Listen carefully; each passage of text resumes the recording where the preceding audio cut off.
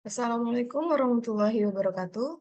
Perkenalkan, nama saya Aisyah Talka RD dari S1TT10B NIM 2211101069, yang dimana pada video ini saya akan membahas tentang kontradiktif prinsip Good Corporate Governance PT Freeport dalam pencemaran tailing di Mimika. Berikut adalah beberapa sebab yang akan saya bahas beberapa menit ke depan. Yang pertama adalah latar belakang, rumusan masalah, pengenalan perusahaan, prinsip good corporate governance, kasus dan pemberdayaan, dan yang terakhir adalah kesimpulannya. Untuk yang pertama, saya akan membahas tentang latar belakang. Tapi sebelum itu, saya akan membahas sedikit tentang what is stabilization. Menurut saya, stabilization atau stabilisasi itu merupakan atau bisa diartikan sebagai unchanged quality, yang bisa disebut sebagai kualitas yang tidak berubah-ubah ataupun kualitas yang konsisten. Hubungannya apa dengan perusahaan ini, ataupun hubungannya apa dengan kasus yang saya angkat? Jadi di zaman globalisasi dan kompleksitas bisnis modern, perusahaan itu banyak menghadapi tantangan yang semakin bervariasi dan juga semakin rumit. Jadi mereka itu semua ditekan untuk meningkatkan kinerja-kinerja, baik itu dari keuangan, tentang kepercayaan, pemegang saham, resiko, dan harapan-harapan yang lain. Untuk memenuhi itu semua dari berbagai pihak yang berkepentingan, termasuk karyawan, pelanggan, masyarakat, dan juga lingkungan. Jadi, good corporate governance ini tidak hanya berkaitan dengan cara perusahaan dijalankan dengan efisien dan juga efektif, tetapi juga melibatkan prinsip-prinsip kegagalan dalam menerapkan prinsip-prinsip good corporate governance yang dapat berdampak negatif pada kinerja perusahaan, reputasi, dan hubungan dengan para pemangku kepentingan. Berikutnya di slide ini ada bertuliskan pertambangan-pertambangan PT Freeport dari tahun ke tahun, tapi saya ingin membahas sedikit tentang pengenalan dari PT Freeport. PT Freeport ini apa, terus PT Freeport ini bernaung di bidang apa gitu. Jadi PT Freeport ini adalah perusahaan tambang mineral afiliasi dari Freeport McMoran dan juga mining industry atau pertambangan di Indonesia. Jadi PT FI ini menambang dan memproses biji yang nantinya menghasilkan konsentrat yang mengandung banyak tembaga, emas, dan juga perak. Jadi PT Freeport ini memasarkan konsentrat inilah yang ke seluruh penjuru dunia dan terutama ke smelter eh, tembaga di dalam negeri gitu. Atau bisa dibilang di PT smelting ya. Terus PT Freeport ini juga beroperasi di dataran tinggi terpencil di Pegunungan Sudirman, Kabupaten Mimika, Provinsi Papua, Indonesia. Yang dimana pertambangan sejauh ini dari tahun ke tahun ada bisa dilihat yang pertama itu ada Grasberg, terus ada Deep Ore Zone DOS, terus ada Deep Mill Level Zone DMLZ. Kalau ada Grasberg Block Cave, Big Gosan, dan juga Kucing Liar Block Cave. Selanjutnya, nah ini tadi sudah sempat saya singgung beberapa kali di slide-slide sebelumnya, good corporate governance. Jadi apa sih itu good corporate governance? Itu sebenarnya lebih ke prinsip yang ada di beberapa perusahaan. Bisa dikatakan juga good corporate governance ini adalah sebagai tata pamong ya, yang dimana ini merupakan secara normatif, prinsip-prinsip ini diatur dalam peraturan di Bank Indonesia nomor 8 tahun 2006, yaitu yang pertama ada transparansi dan akuntabilitas, terus ada responsibility dan juga fairness. Bisa dibaca di sini transparency and accountability itu adanya transparansi informasi dan juga kebijakan-kebijakan yang diambil. Lalu responsibility itu memberikan pertanggungjawaban yang penuh atas pekerjaannya. Yang terakhir ini ada fairness, ini menerapkan ini ya kesetaraan hak antara pemangku kepentingan itu secara adil. Jadi keempat prinsip-prinsip ini, isi dari prinsip ini tuh harus diimplementasikan dalam sebuah perusahaan demi beberapa kasus ya, misalkan untuk kepentingan kantor, kepentingan perusahaan, keuangan, dan lain sebagainya. Selanjutnya, Nah, di judul saya terdapat kata-kata tailing. Bisa dikatakan juga tailing ini sebagai limbah ya. Atau ini sih bahas sedikit aja bahwa limbah tailing ini merupakan material padat yang tersisa setelah pemrosesan biji untuk memisahkan mineral yang berharga dari material buangan atau limbah.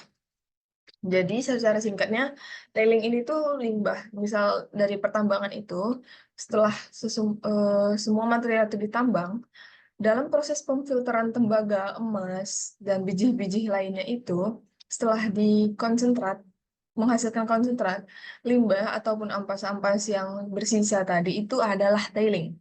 Gimana kasus yang saya angkat ini adalah tailing ini dipaparkan atau dibuang ke sungai-sungai di Mimika, di mana hal itu menyebabkan dangkalnya sungai-sungai di Mimika dan sulitnya warga-warga di Mimika untuk mendapatkan akses air yang jernih ataupun air yang bersih karena sungai-sungai di sana itu terpapar atau ditimbun ya oleh si limbah tailing ini tadi. Nah, ini dia yang tadi saya bilang cause atau penyebab. Jadi pembuangan tailing ke sungai Acwa dan juga Otomona itu sesuai dengan izin yang diberikan pemerintah. Ia menyebut deretan izin bagi PT Freeport Indonesia untuk membuang tailing ke dataran rendah Kabupaten Mimika mulai dari surat keputusan SK Gubernur Irian Jaya. Sebenarnya di sinilah letak kontradiktifnya. Kalau dilihat dari good corporate governance itu tadi, ataupun prinsip-prinsipnya ada transparency, accountability, fairness, dan juga responsibility, sebenarnya ini masuk ke dalam poin yang responsibility atau tanggung jawab, di mana tailing ini yang punya dampak negatif di sungai-sungai di Mimika itu berhubungan dengan responsibility di perusahaan, di mana perusahaan harus bertanggung jawab dengan atau atas perbuatan yang mereka lakukan, karena itu menimbulkan dampak yang negatif. Tapi di sisi lain, perbuatan itu diberikan izin oleh pemerintah. Jadi ada beberapa surat keputusan yang diberikan pemerintah untuk melakukan praktik membuang tailing di sungai, beberapa sungai itu. Ya, walaupun sebenarnya tailing itu tidak beracun, tapi volumenya itu sangat besar, sekitar 200.000 ton per hari. Jadi pembuangan tailing ini sebenarnya menimbulkan dampak negatif, tapi di sisi lain itu juga diberikan izin oleh pemerintah. Inilah yang saya sebut sebagai kontradiktif antara prinsip good corporate governance dengan praktik dari PT Freeport. Jadi surat-surat keputusan itu ada, yang pertama adalah surat keputusan Gubernur dari Irian Jaya, itu tanggal 4 Januari 1995, udah beberapa puluh tahun yang lalu. Lalu ada juga surat keputusan dari Gubernur Irian Jaya yang 20 Juni 1996. Yang lebih daripada itu ada surat keputusan Bupati Mimika nomor 4 tahun 2005. Lalu Freeport juga mengantongin surat keputusan dari Menteri Lingkungan Hidup nomor 431 tahun 2008 dan juga surat keputusan Menteri Lingkungan Hidup dan Kehutanan nomor 175 tahun 2018 dan nomor 594 tahun 2018 dan juga 2019 di nomor 101 yang membahas tentang pelaksanaan roadmap pengelolaan tailing PT Freeport Indonesia di Kabupaten Mimika. Nah, jadi eh, setelah banyak dampak negatif, setelah banyak kritik dari rakyat Mimika terhadap kejadian seperti ini, itu membuat pemerintah membuka mata untuk tidak membuang tailing secara sembarangan sehingga itu dikelola dan juga diawasi ya oleh pemerintah. Jadi itu merupakan salah satu bentuk solusi. Nah, ini dia pemberdayaan perusahaan dan keterkaitan ya dari pemerintah. Ini yang saya maksud dari solusi dari kontradiktif itu tadi.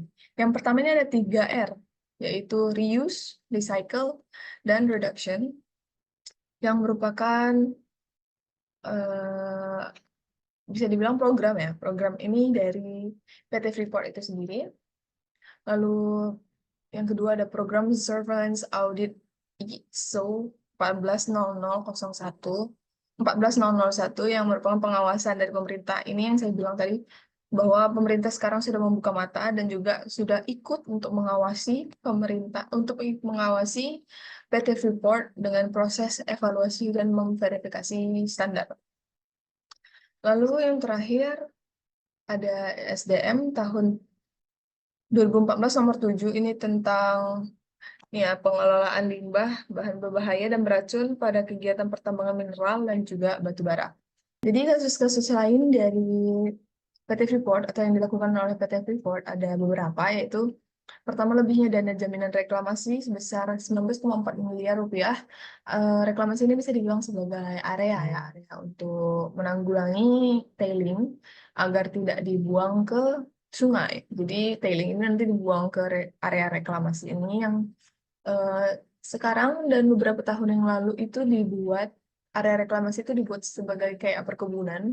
Jadi mereka menanam tumbuh-tumbuhan di sana dan meneliti hasil dari panen ya tumbuhan-tumbuhan itu apakah itu mengandung racun atau tidak dari limbah tailing tersebut. Lalu yang kedua, melanggar hak buruh Indonesia pada pasal Undang-Undang Nomor 13 Tahun 2003 tentang mogok kerja, yang di mana PT Freeport ini sendiri telah melanggar pasal yang nomor 139 dan juga pasal 140. Yang ketiga, bertentangan dengan kewajiban rehabilitasi dan reklamasi hutan, dan yang telah terjadi, bukti paradoksal sikap dari PT Freeport ini. Yang keempat, membangun fasilitas smelter yang tidak menaati hukum nasional Undang-Undang Nomor 4 Tahun 2009 tentang mineral dan batu bara, maaf, salah pengertian batu bara. Nah, jadi kesimpulannya adalah pihak Freeport ini dari penjelasan-penjelasan yang sudah saya jabarkan tadi bahwa PT Freeport telah banyak melakukan kelalaian dan melanggar prinsip-prinsip dan merusak lingkungan di Papua dan membuat rakyat Papua itu menderita. Jadi hal ini dapat diartikan bahwa Freeport ini juga melanggar prinsip responsibility ataupun prinsip tanggung jawab. Jadi untuk beberapa poin kesimpulan, yang pertama adalah menurut saya pelanggaran dari prinsip responsibilitas ini ditunjukkan dengan perusakan lingkungan Papua yang tadi, yang membuat rakyat Papua itu menderita dan tidak adanya penanggulangan ya atas kerusakan tersebut, seperti tidak membayar pajak dan lain-lain. Lalu prinsip-prinsip good corporate governance ini yang dilanggar oleh PT Freeport adalah prinsip tadi, responsibilitas yang paling penting, transparansi, dan juga akuntabilitas, dan terakhir keadilan. Lalu saya juga mengamati bahwa PT Freeport ini juga sudah terlalu sering ya melakukan pelanggaran kontrak menyangkut pada prinsip-prinsip keadilan dan juga prinsip transparansi. Saran dari saya adalah meningkatkan pengawasan dari pemerintah itu baik agar lebih ketat dan meminimalisir terjadinya pelanggaran yang dilakukan oleh perusahaan. Lalu bisa diwujudkan sebuah transparansi untuk dapat memperoleh penyesuaian informasi ya, dan adanya kejujuran, keterbukaan mengenai informasi yang akurat, dan juga pendapatan yang diharapkan agar tidak terjadi kerugian. Lalu yang terakhir tadi kita membahas tentang area reklamasi itu lebih baik dimaksimalkan atau digunakan secara optimal sehingga limbah ataupun dampak negatif dari tailing itu tidak sampai merugikan rakyat setempat. Baik, saya kira segitu saja yang bisa saya paparkan mengenai judul yang saya angkat. Terima kasih, semoga ini bermanfaat bagi yang menonton. Wassalamualaikum warahmatullahi wabarakatuh.